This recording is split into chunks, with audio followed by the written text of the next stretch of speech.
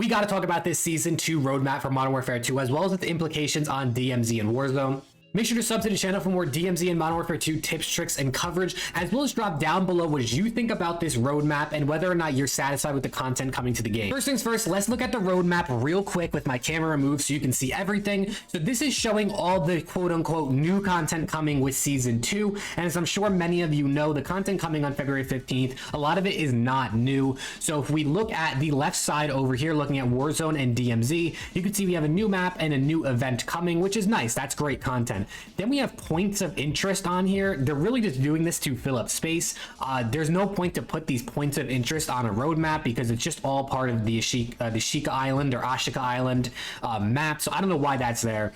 New mode Resurgence, I guess that's cool to see for Warzone, as well as we're gonna have new features, 1v1 Gulag, a new public event, redeploy drones or like redeploy balloons, search and seizure contracts, and there's other things in here that is going to be coming in the game and new features. Then we have new exclusion zone, ASHIKA Island again down here for DMZ. So we basically have that in like 4 different spots over here. We have the new boss called the Bomb Maker, with the new weapons case, as well as new missions and the new Crown faction. So already just on the Warzone 2 DMZ side, there is a lot of repetitive stuff having to do with the new map. Then when we head over to the multiplayer and operator weapon side of things, you can see here we're gonna get a new raid, we're gonna get ranked play, which is cool, but then we're getting Dome and Museum as our 66 maps for this update. Museum already was in the beta and they had to remove, and now it's finally coming back, and Dome it was already a part of Al-Mazrah and has been in previous Call of Duty, so it's really not a new map, it's just a repurposed, remade map. And then we're also getting 2 new battle maps.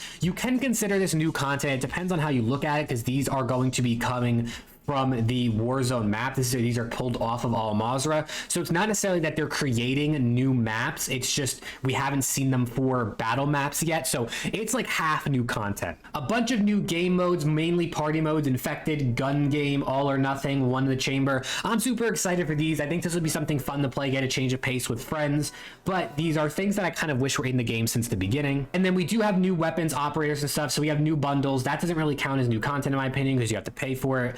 Obviously a lot of this you have to pay for because of like battle passes and such, but we have new skins, a new operator Ronin, which is pretty cool, and then we have 5 new weapons, the marksman rifle coming in season, as well as we have an assault rifle, a shotgun, a crossbow, and the dual swords over here as weapons coming at launch. Overall, a lot of things on here that are not necessarily new content, so pretty disappointing for Season 2. I would have liked to see, you know, 3 or 4 multiplayer maps coming, with at least 1 or 2 of those being completely new maps we've never seen before. I do like the updates for DMZ, which is what I mainly play and talk about on this channel. So I think DMZ actually looks like one of the, if not the most supported mode, which is awesome. Welcome to ASHIKA Island. Let me know in the comments if it's ASHIKA or ASHIKA. I've heard it pronounced both ways. I believe the actual word is pronounced ASHIKA, but I don't know. You let me know down below if you know how it is pronounced. But it is interesting to note here that ASHIKA Island is roughly 30% larger. I'm blocking it. It was roughly 30% larger than previous small maps. So you can see here by this comparison right here from Twitter, Charlie Intel tweeted this out. I'm guessing it is from @DefSquid here, but this is Rebirth Island, the outline here, comparison to ASHIKA Island. So you can see 30% larger, makes sense. So it's going to be a bit larger, plus there is the underground portion to the map. So overall, this is a bigger map in comparison to Rebirth. So for Warzone players, it might be a little bit different than what they're used to, but I think this will be a good size map for DMZ. Provide, you know, 25 to 30 operators on this map in comparison to like the 60 that can be on Al-Mazrah. And I think this could be really, really interesting for DMZ and is going to play well. They're also adding the redeploy drones in season for Resurgence. So I'm sure we all remember like redeploy balloons, stuff like that. If you played Apex or if you played, I think it was on Caldera in Warzone 1. I didn't really play too much Warzone 1, so, but they are going to be adding these, so that is good for, you know, rotating around the map. And they are adding a new combatant, so this is a new form of AI coming to not DMZ, coming to Warzone 2 in season. It is called a Rusher. You can see here it's a pistol with a tactical knife. Pretty interesting, looks cool, but people were already complaining about AI in Warzone 2, so interesting that they kind of added this. I guess, you know, it says here they may not have much in terms of health or armor, but they make up for it in agility and deadly sword, so they shouldn't be too deadly unless they kind of sneak up on you or you get too close to them. But interesting they're adding different types of AI to Warzone 2, even though people don't really like it.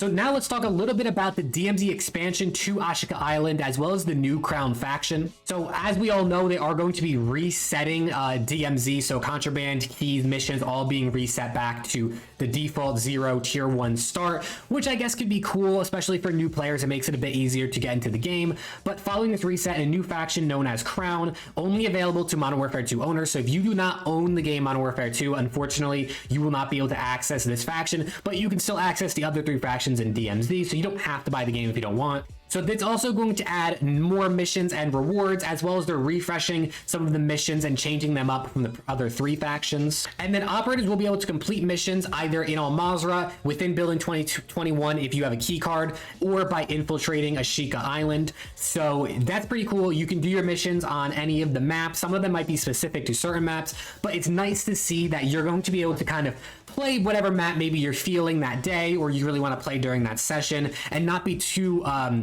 bogged down by a specific thing you have to do. And it says this new map will be central to the experience's continued narrative and other new features like boss hideouts to test even the most seasoned operators. So this is interesting. I'm guessing this is going to have to do with the new boss bomb maker. We'll see exactly. I mean, it's actually right down here. We'll get to that in a second.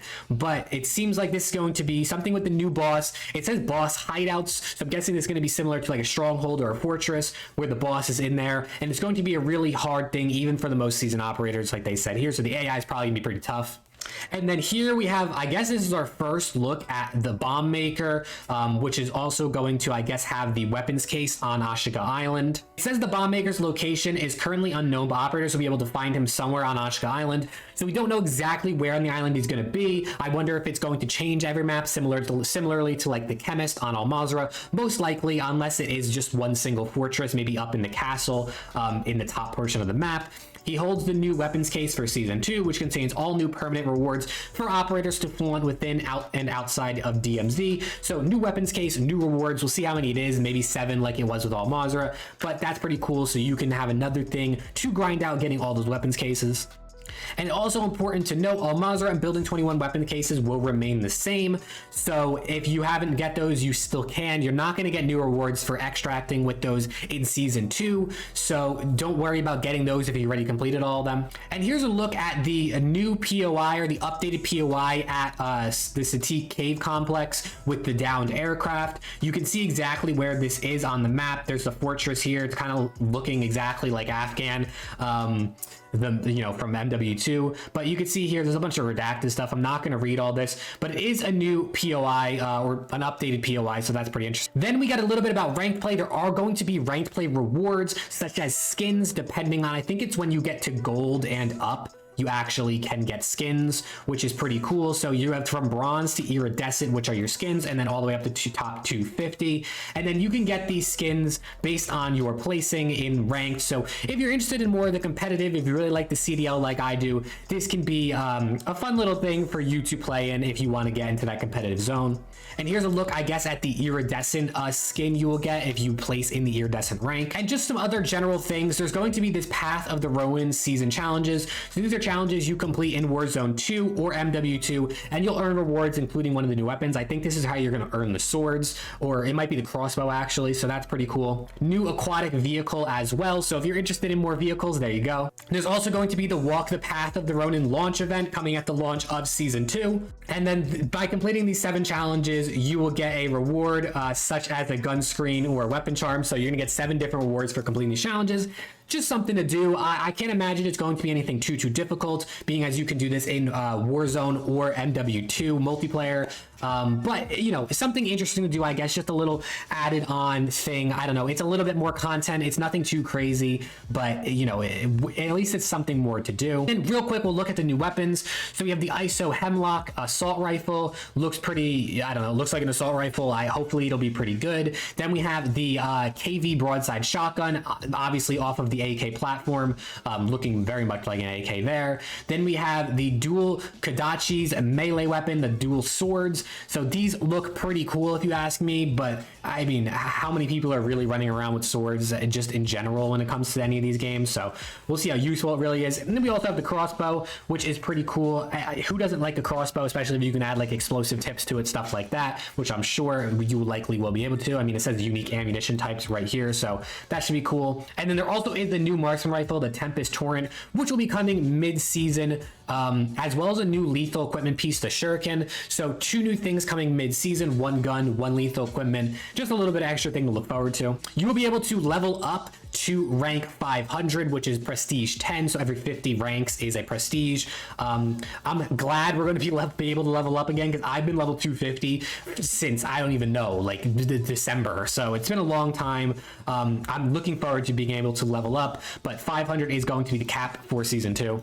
And then combat record and leaderboards will be coming. Warzone combat record will only track from season 2 on, so everything you've done in Warzone so far does not matter and will not count. And then leaderboards will also be online as a part of season 2. We'll see if it's been tracking what we've been doing for multiplayer in terms of leaderboards, or if it's going to be starting at season 2. Hopefully it's been tracking for those that have been grinding.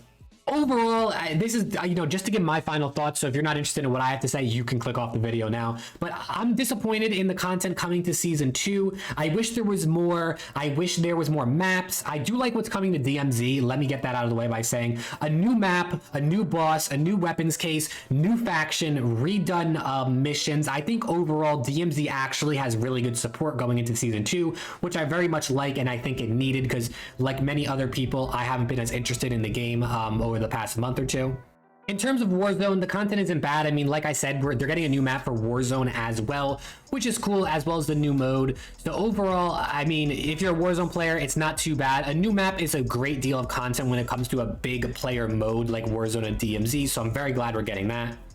I think it's really the multiplayer side of things that is super disappointing. I know my camera is blocking some of it, so I apologize for that. But I mean, only 2 new 66 maps, and neither of them are really new. As well as, new party modes is great, like I said earlier. More weapons and stuff like that is also great. We'll see how the battle pass looks, but it's not even really worth spending your money on the battle pass, in my opinion, unless you already have the COD points in your account, because they don't really deserve our money, honestly, because it's just like the game overall, Infinity Ward, Call of Duty, Activision, whoever you want to put the blame on, is just not supporting the game to the extent that I think they should be. I know these season updates are free. It's not like DLC packs like we saw, 5-10 years ago for Call of Duty, where we actually got content.